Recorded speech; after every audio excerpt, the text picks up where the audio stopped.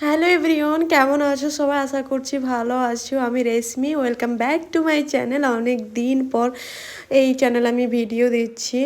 তো এই আজকের ভ্লগটা আমি বিকেল 5টা থেকে শুরু করছি। বিকেল 5টার সময় পড়তে বসেছিলাম, কায়দা পড়াতে আসে আমাদেরকে একজন।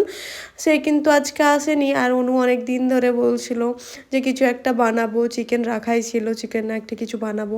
তো ভাবলাম যে ওকে একটু কিছু বানিয়ে দিই, যেহেতু আজকে পড়াতেই আসেনি। না হলে পড়তে তারপর নামাজ পড়তে অনেক লেট হয়ে যায়, তো পড়া হয় না। আর এইদিকে আমি ময়দাটা মেখে আসলাম, কি বানাচ্ছি পরে বলছি আমি। আর এইদিকে আমাদের ড্রাগন ফ্রুট ধরেছে, তো এটা পেকে গেছে, সেই জন্য মা বললেন যে ওটাকে পেড়ে নিয়ে আয়। আর দুটো আছে, সেগুলো অনেক ওগুলো ছোটো ছোটো, কিন্তু ওটা এখনও পাকেনি।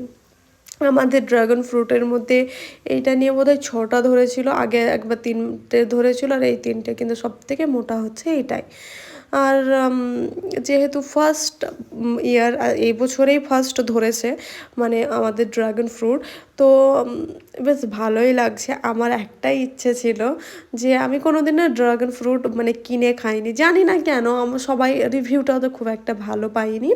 তো সেই জন্য আমার মনে হয়েছিল, আমি বলতাম যে যেই দিন আমাদের গাছে ধরবে না সেই দিন আমি কিন্তু খাবো।